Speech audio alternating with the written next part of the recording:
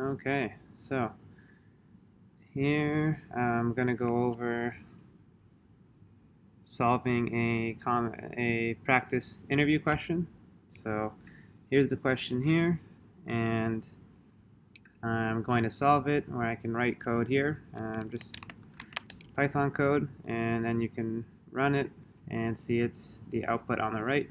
And this is using a website called CoderPad, which is common to use for interviewers. The interviewer will send you a link, and you can get this link, write code, and the interviewer can go to the same link and view the code as you write it, similar to a Google Doc, and you can pick whatever language you want here.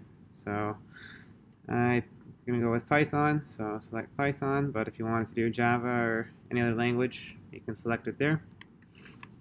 So that's CoderPad, and yeah, so you can just write some code here, and then click the Run button, and that will run it here. And yeah, didn't print anything out, but if I just did print 1 + 1, and it'll print the output here too. So let's go over the question. So design an algorithm to print all pairs of integers within an array which sum to a specified value. So here's the first input, sample input here. You're given the array 1, 1, 3. You want to find pairs that sum to 4, and there's only one pair in that array, 1 and 3. And then the second example, you're given this array, and you want to find sum 10, and there's only 2 pairs in that array with sum to 10, 3 and 7, and 2 and 8.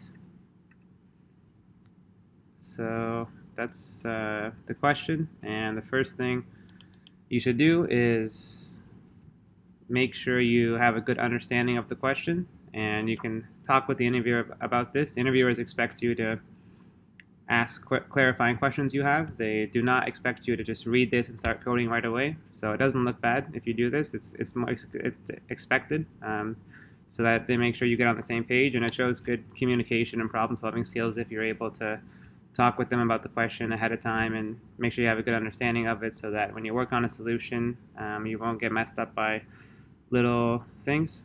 So this question is pretty simple, but one question I do have is whether or not we can assume the list is sorted. In the first case, the list is sorted, but in the second one it's not sorted, so it looks like we cannot assume that, but it's still good to ask because some solutions will depend on the list being sorted. So usually if you're given a sorted list, you can have a simpler solution than if you have to handle both sorted and unsorted lists. So it's good to ask this question up front. So we'll assume for now that you are not given a sorted list, so it can be sorted or unsorted. And then another question I have specific to this problem is whether or not you can use a number more than once. So in this example, we have 2 1s and a 3, and 1 and 3 adds up to 4. So this 1 and this 3 is a pair, but if we're allowed to use the 3 more than once, then we have another 1. So we could maybe find a second pair, but if we look at the output, there's only the one pair. So it looks like we can only use each number once, but it's still good to clarify with the interviewer and ask them that. So I'll assume that we can only use each number once. So now I'm ready to start solving the question. And usually the best way to go about it is to think of the simplest solution first. That solution might be kind of slow, won't be the most optimal solution, but once you get that solution working, you can come back and optimize. It's a lot easier to get a simple solution working that's slow and optimize it than to try and get the optimal solution right away. So I'm going to start with the simple solution, and then we can optimize it. So the one very simple solution to this problem is to loop through your list, and for each element you look at all the other elements in the list, and you see if that element plus the current element you're looping on adds to your target, and if it does, you found a pair. So for this example, the first elements we're looping through is 1. We look through the rest of the list, and and we'd get to the second element, which is 1. 1 plus 1 is 2. So that does not add up to our target. So we move on to the next element, which is going to be the 3. And the 3 and the 1 add up to 4. So we found a possible pair. So let's get our function pair sum to target, and it'll take an input list, call it nums, and a target sum. So we can loop through each number. Sorry, I'm just going to set up a loop with the indices. And then for each number, we want to look at all the other numbers. And we can make one little mini optimization here where we only look at the numbers to the right. And that's a simple way, because if we only look at numbers, if we're looking at this number, then we only have to worry about everything after it, because we know that everything before it we would have already looped through. So if we were going to find a pair with this number and a number before it, we would have already found that when we were looping through the other number, because we looped through this array in order. So that's one little thing we can do. That's a small thing, don't worry too much about that. So now we have our two numbers, and let's compute their sum.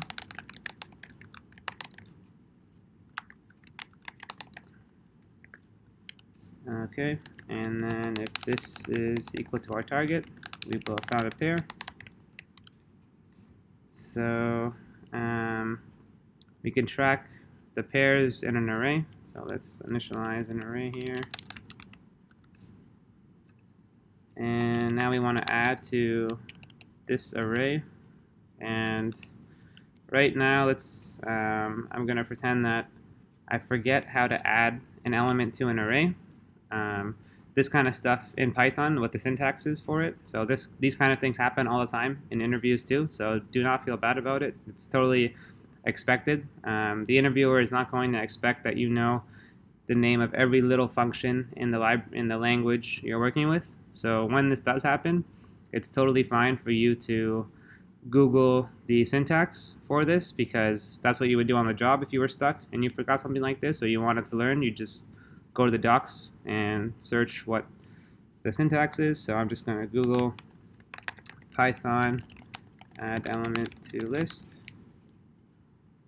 and some docs here. So Python list. Okay, I don't see anything about adding an element. Let's scroll down. This is looping through a list, which we don't care about. Okay, list methods and list.append. So the syntax we want is append. So let's go back here and call append. And now I want to append the first number of the pair and the second number of the pair. Okay. And I'm missing a closing bracket here. Yes. All right. So this is simple and this should work, but one thing we're not doing is we are not accounting for only using each number once. So once we use a number in a pair, we can't use those numbers again. And a simple way to account for that is once we use numbers, we can update them in the original list to mark that they have been used. So we can set them equal to null, or in Python it's just none. And then that way, when we're considering two numbers that we want to work with, we just first check if they've been used before.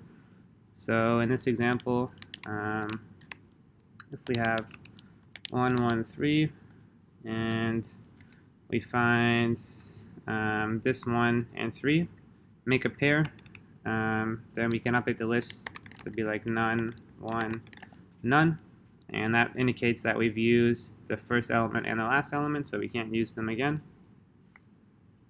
So let's do that here.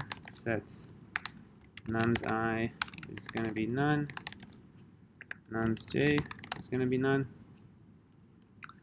and then now in this loop where we're looping through each element of the list, the I, we can check if the ith element has been used. Then we just continue. We move on to the next iteration of the loop because we don't want to look for a j and try to find a sum because we know that this number has already been used, so there's no point. And then similarly, in the j loop, we do the same thing. So if this has been used, then we move on to the next element. And that will make it so whenever we get to here where we're looking at a possible sum, we know we have not used these numbers before. So I think that's good. And I need to return our pairs. And I'm just going to add some print statements just to show you what's actually going on inside these loops.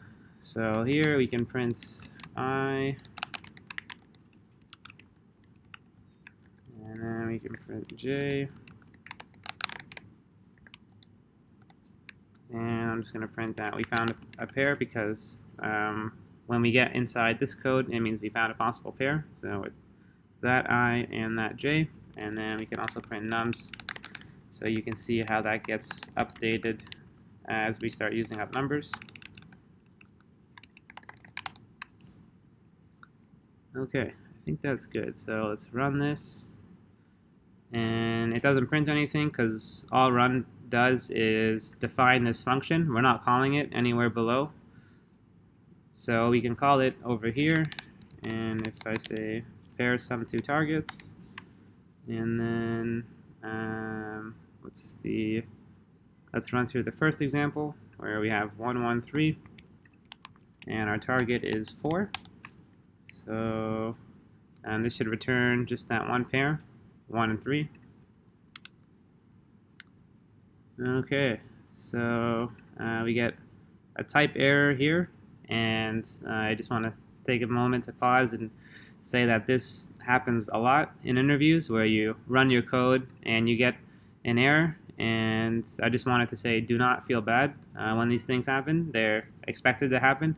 It doesn't make you look bad when this happens. Interviewers understand that you're on the spot coding and that's really hard to do, so they're totally fine with this happening. But one bad thing that you can do when this happens is you can get very quiet and you feel bad. You think you look kind of stupid because you're getting an error, and that's what I would do the first couple times I was doing interviews and I ran into this. And it's really bad if you're quiet and you don't talk, because then the interviewer has no idea what you're thinking, so they can't really assess your problem-solving skills if they don't know what you're thinking. They're just sitting there in silence watching you try to solve it. So I just strongly recommend, when this does happen, do not get very quiet and in your head. You want to always communicate what you're thinking, why you think the error is happening, and if you do that, then you'll look good in the interviewer's eyes. So let's do that now. So we're getting a type error here, and it says it cannot concatenate a string and a list object, and it gives us a line number, line 26. So let's go to that line here. So here's where we're printing off our numbers, and nums is a list, and in Python you can't just print a list, you have to convert it to a string first. So let's convert that and run it again. Cool. So no error there, or sorry, the error didn't happen there anyways, it happened when we ran it. So let's run it with an example. Nice, it returns the one pair we expect, and it prints some output, so we can go over that. So the first pair it finds is when I is 0, first element, j is 2, last element, 1 and 3 add up to 4. So then it updates nums to indicate that those elements have been used, so they get set to none. And then the only element left is 1, and it can't find any more pairs because there's only one element left, so you can never find a pair. And yeah, it prints off 1, 3, so that's what we expect. And now let's run it with this example. Target sum of 10, and this one should only find the 2 pairs, 3 and 7, and 2 and 8. And nice, finds the 2 pairs we expect. And the first pair it finds is when I is 0, j is 4. So first element, last element, which is similar to the previous example. So 7 and 3 add up to 10, and then it updates to mark those elements as being used. Then the next one it finds is when I is 1 and j is 3. So the 2 and the 8, and those add up to 10, and then it updates them to be set to none. And the only thing left is 5, and it can't find any more pairs. So that looks good for the simple solution. So I think I just wanted to make one little refactor we can do here. So if we have this loop which loops through each number, and then we have this j loop which looks at all the other numbers, and it tries to find another number that it can add to the ith number so that we can find a sum that is equal to our target sum. So what this loop is essentially doing is just searching for a j such that when we add nums j to nums i, we'll have a sum equal to our target sum. So we can write out a simple formula for that. Num I is nums I, and then num j equals our target sum. And once we get to this point, we know what num I is because that's determined from this loop. And we know what the target sum is because that's passed as input into our function. So you can do some very advanced math and rearrange this to solve for num j. And that's going to be target sum minus num I. And so we can actually calculate the num j that we need. Before we even do this loop, we can just calculate it. And then inside of the loop, we can just look for a j that's equal to the num j we need. And before I code that, I'll just go through another example. So for this one, say we're on I is 0, so we're on the first element. So num I is equal to 1. And then num j is going to be our target sum, which in this first case is 4, minus our num I, which is 1, and that's going to be equal to 3. And then when we loop through the rest of the list, we can find a 3 at the end, and that'll be a pair. So it's doing the same thing before, but just a different way of looking at it. So let's just change the code to do that. So we can calculate here, say num I is nums I, num j that we need to find is going to be target sum minus num I. And then this loop here, we don't need this part anymore. So what we can do instead is just comment this out, and we can just say if nums j is equal to the num j we need, then we will have found a pair. And it's the exact same as this, just instead of calculating a sum, we just change the formula here, and then now we know what num j we need, so we just check if there's any j's equal to our num j. And we can run this, and it should print the same answers as before. So this one should just find the 1 pair, 1 and 3. And this one should just find the 2 pairs, 7, 3, and 2 and 8. And nice. So it still works, which is good. We just refactored it a little bit. So now we can, after you've got a solution working, you should analyze your solution in terms of the time complexity and the space complexity in big O notation. So we can do the time complexity first. So this loop is going to loop through our list of numbers. So that's going to be big O of n. And then we have this loop that's going to loop through the list again. So that's going to also be big O of n. And then within this loop, we don't have any more loops or anything.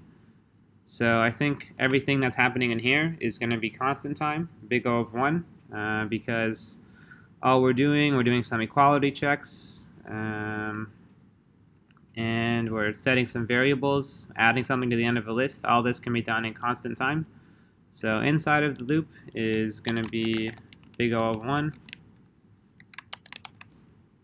So the overall complexity then is going to be the outer loop times the inner loop. So that's going to be big O of n times n is big O of n squared. And another way of thinking about this is we have this loop that goes through n times, and on each iteration of this loop we have another loop that goes n times, so we have to multiply the complexities, so we get n squared. And then our space complexity, we're tracking our pairs in this array, and that's going to grow as our input grows. So the bigger the input, the more possible pairs. So that's going to be big O of n. And all the other variables we're using are just going to be storing a number. So all these are going to be constant space, so they don't matter. So big O of n is our space complexity. And if you look at our time complexity, it's big O of n squared, and that's pretty slow. So we can definitely try to optimize that to maybe big O of n would be nice.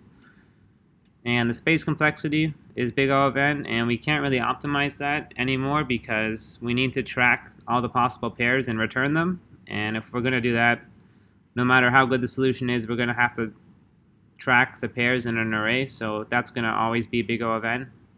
So we can focus on improving the time complexity.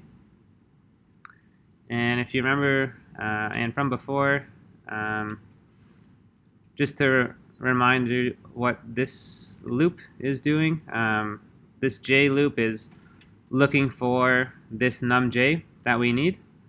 And if you're using an array and you want to search for an element, that's going to be big O of n time complexity, because if you're looking for an element in an array, you have to loop through the whole array and see if there's any element equal to whatever you're looking for. If you have a sorted array, you can do a little better than big O of n, but for this problem we may or may not have a sorted array, so we have to handle the case when it's not sorted. So looking up an element in an array is big O of n. But if you have a hash map or a dictionary and you want to search for an element, you can do that in constant time, big O of 1, so it's a lot faster. So that could be one optimization we can make. If we could replace this loop that's looking for an element in an array with looking up an element in a hash map, then we would improve this from big O of n to big O of 1. And now the question becomes, what can we store in a hash map to be able to use it in this solution? And one common thing to store in a hash map is the frequency of something occurring. So if we have our input array here, what we could store is how many times each number occurs. So 1 occurs twice and 3 occurs once. So we could make a hash map like 1 occurs twice and 3 occurs once. And then now what we can do is, once we calculate this numj, we can just check if this numj exists in our hash map.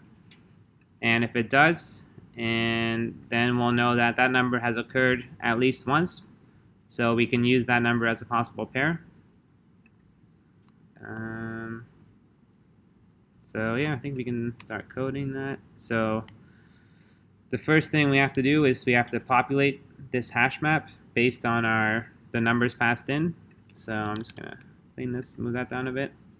So I'm going to call the hash map occurrences because that's what it's tracking. Just going to check my notes really quick. Okay. Yeah, oh, it's good. All right. So we need to populate this so we can loop through each number in nums. And the occurrences, the keys, are going to be the actual numbers themselves from the original list. But the values are the number of times each number occurred. So if we have a number that's already occurred, so if num is in occurrences, Then we just update it in occurrences to occur one more time. So we increment it. Otherwise, this number has not occurred before, so we initialize it to 1. And we can print that out.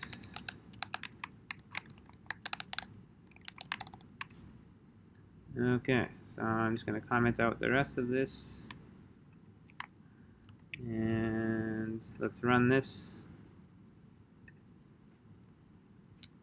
So this one, the occurrences should be what I showed before, where we have 1 occurring twice and 3 occurring once. And that's what we get. And this one should be each number just occurs once. So we'll just have each number occurring once in the output. I think I forgot a bracket. And that's what we get. Each number just occurs once. So now we can use this hash map in our solution. So if I think we can add back this part.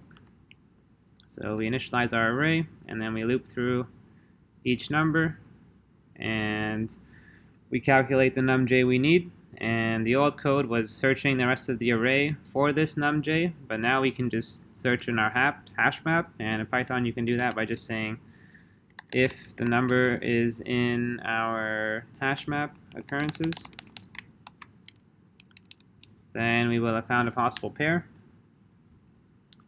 So we can append this pair, num_i, num_j, and then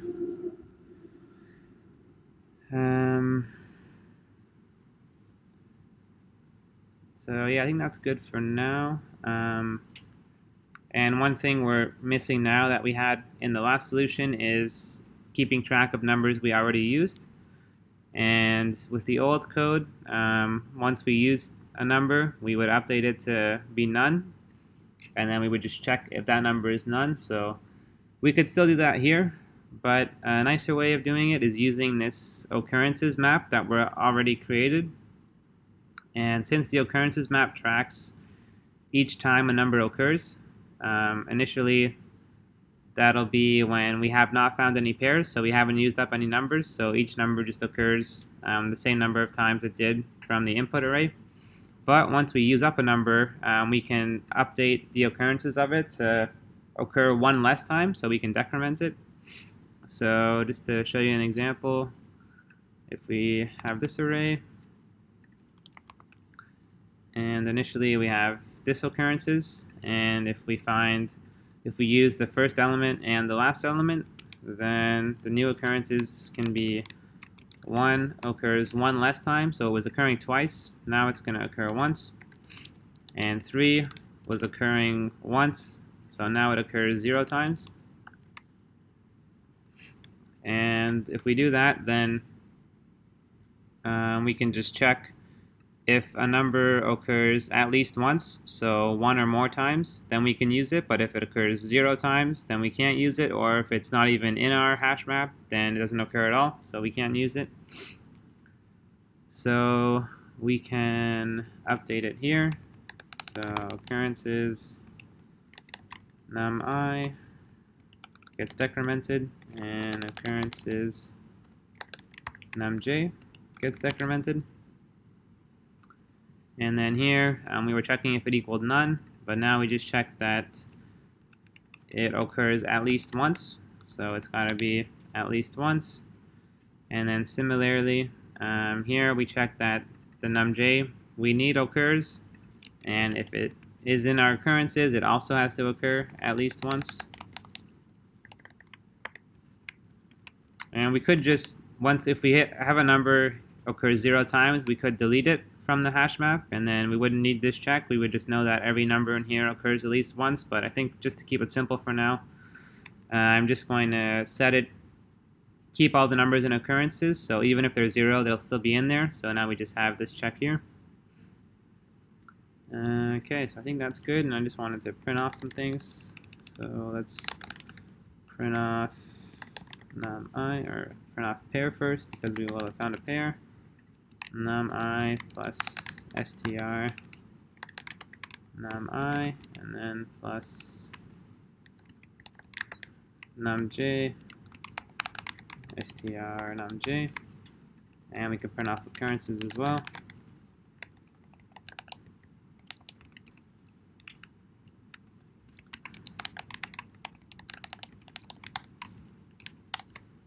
All right, and then we need to return pairs again.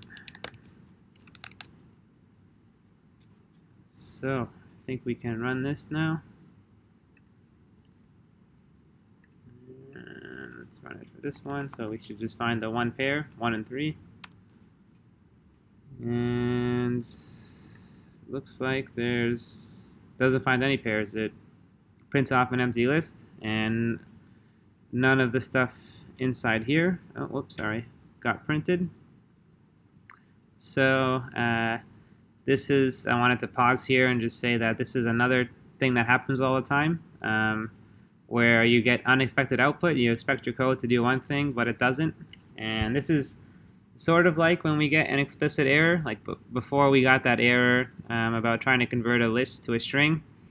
And that was an explicit error, so the code just died and sort of told us what was wrong. But now this is like an implicit, more subtle error we get, and they're a little harder to debug, but I just still want to stress that you should do the same thing. So it can be really easy for you to run into this and get very quiet and stuck in your head and feel bad. But I just want to stress that you should not feel bad, and when this does happen, you need to just communicate what you're thinking so that the interviewer can understand what you're thinking and they can assess your problem-solving skills. So in this case, it looks like we're returning an empty list, so we could not find any pairs, and that's wrong because there's one pair using a 1 and a 3. So let's look at our code again. So I think up until here is good. Now this is what we tested before, and our occurrences map looks right. 1 occurs twice, 3 occurs once. So let's move to here.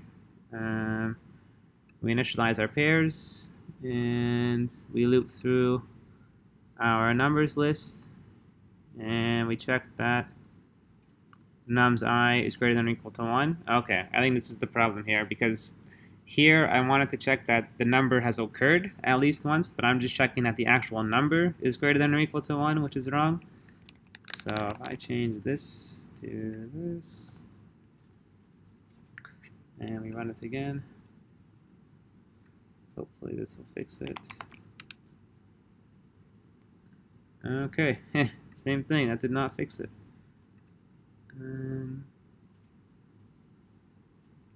Okay, well, I thought that was going to fix it, but maybe it's something below that. So let's see what else we have. Num_i set to nums_i, that makes sense. Num_j targets on minus num_i, that looks good.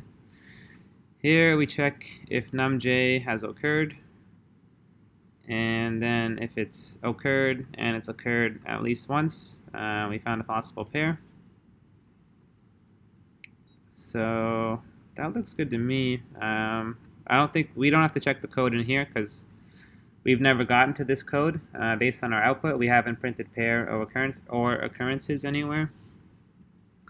So it must be something wrong with this condition, maybe. So num_j and occurrences. And occurrences of num_j greater than or equal to 1. Yeah, these look good to me. What could be wrong? So I just want to run it again to make sure that it reloaded. It probably did reload. This will probably just do the same thing, but just in case, yeah, okay. So maybe let's print. Yeah, I mean, I can't think of what's wrong now, so by just looking at the code. So I think we can add a print statement here. This should hopefully help. So let's print debug, and let's print str num_i num_j. Does let's print occurrences as well.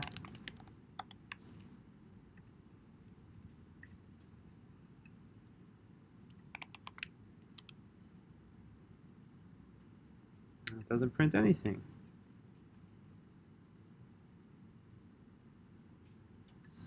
So this did not get printed. So we haven't got to this part either. So then I think the only way we could do that is if we kept continuing.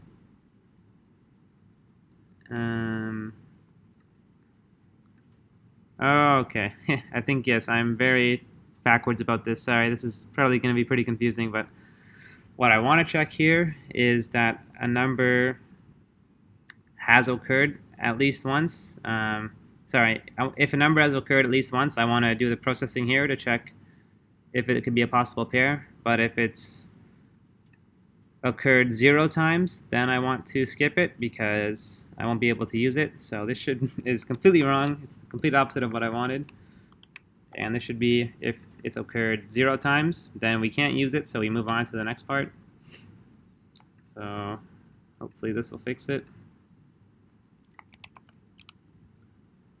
Okay, a lot of stuff printed here. It's kind of messy, but we see that the output is what we want, the first pair. And let's skip the debug stuff for now. So we find the pair, num_i is 1, num_j is 3.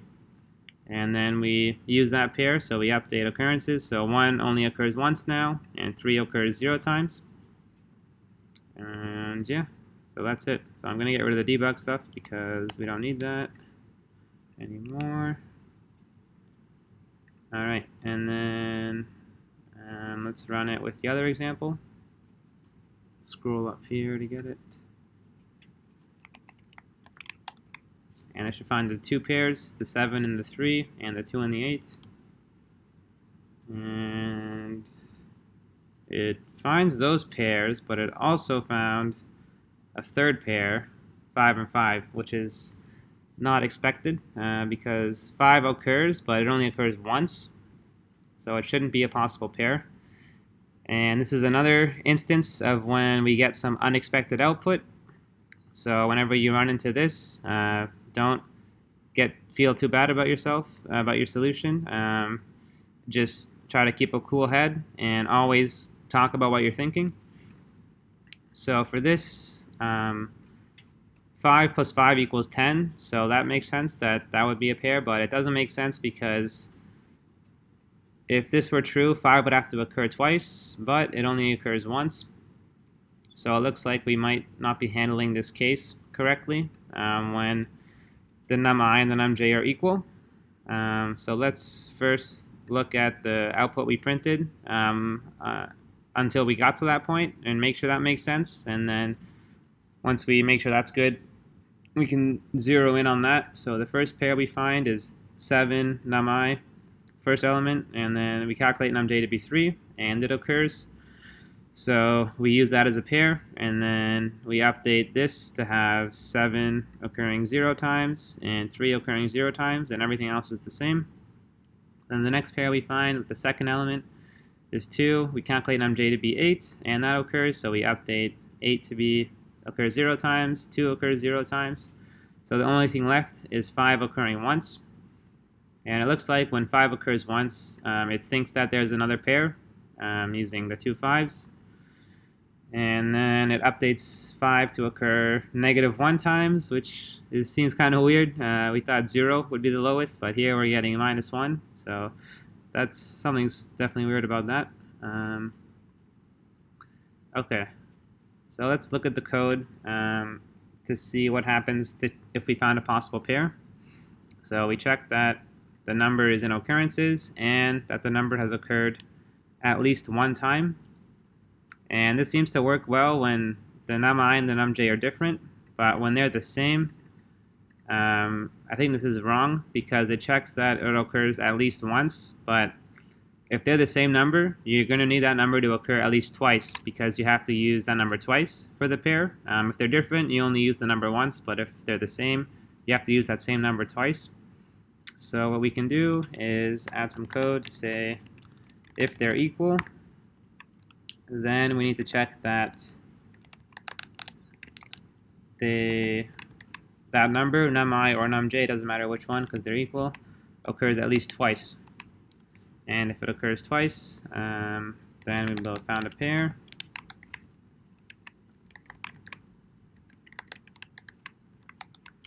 And then we can update occurrences to decrement that, and now we decrement it by 2 because we're using up 2 of them for the pair.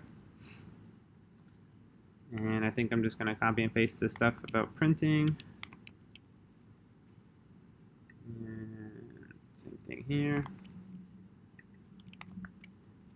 All right. And then for the rest of the code, we can leave that the same.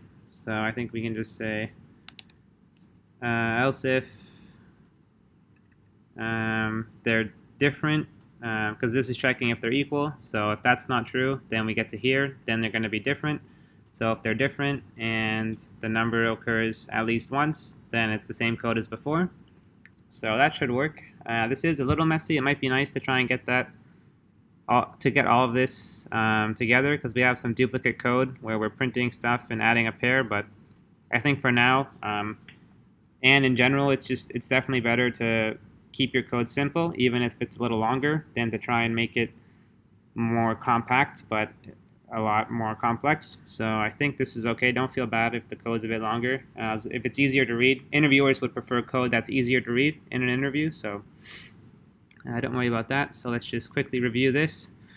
So we check if the numbers are equal, and if they are, then that number has to occur at least twice. And if it does, we find a pair, and then we decrement it. So that looks good. And then this is when they're not equal. We check that the number occurs at least once, and we found a pair. So that should be good. And let's run it with this example again. So hopefully it does not find that third pair. And nice. So just 7, 3, and 2, and 8. So it doesn't find that false pair of 5 and 5. So what we should do, though, is we should check that if there was another 5, that it actually handles that case correctly, where num_i and num_j are equal. They're both 5. And in this case, there's at least 2 of them. So that should be a possible pair. So now we should see that 5, 5 output. And we got it. So looks like the code is working for that. And then let's just make sure that it still works for the simpler case. And it does. Sorry, 1 and 3. So this looks good now. And once we got our solution working, we can analyze the time complexity and the space complexity. So we have this loop that goes n times to populate our occurrences. And then this check here, we're checking if a number exists in a hash map, and that's constant time. And that's all the stuff we have pretty much in this loop. So the overall complexity for this loop is going to be big O of n times 1, which is just big O of n. So that looks good. And then now we have this loop going again, which is big O of n. And then within this loop, everything is constant. We don't have any more loops or anything. So here we're just accessing our hash map. Here we're setting some variables.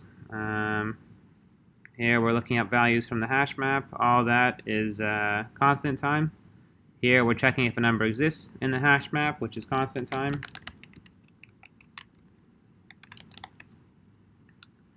And that's it. So the overall complexity of everything in the loop is constant time. So then the overall complexity of the loop itself is going to be n times 1 in this case, and that's just going to be big O of n. So we were able to optimize that from n squared to big O of n. And the space complexity is big O of n still, because we're tracking stuff in pairs. And then we also have this hash map, so that's going to be a little more space, which is going to be big O of n. But in terms of big O notation, it's not any worse. It's still big O of n, so it didn't get any worse with the space. Yeah, so I think that's it. So this is the more optimal solution, because now time complexity overall is just big O of n. We don't have n squared, so it's faster. And just to recap everything we went over, so the first thing you should do is ask any questions you have about the problem. So this is where we asked about if we can assume the input is sorted or not, and if we can assume that we use each number or not. So it's good to ask those right at the front, right at the beginning. And then after you ask questions, it's good to think of a simple solution, and then you can come back and optimize, and then optimize it. So we thought of the simple solution of looping through the array, and then for each element looking at all the other possible elements. And this was simple but slow. It was big O of n squared. So then we were able to optimize it down to big O of n. And it's, like I said before, I would definitely recommend trying to implement the simple solution and then trying to optimize it, as opposed to trying to get the optimal solution right away, because doing that is very tricky, and you're just going to kind of put yourself into a corner, because you're going to be trying to think of all these complex things in your head. So I strongly recommend going with a simple solution and then optimizing it.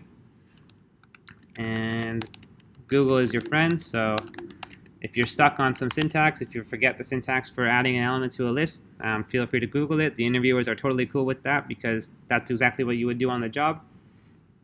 And then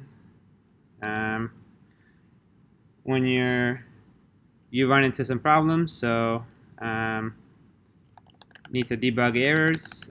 This happened. There was two kind of errors we found, where we got an explicit error, like type error, and it gives you a nice line number and tells you what's wrong.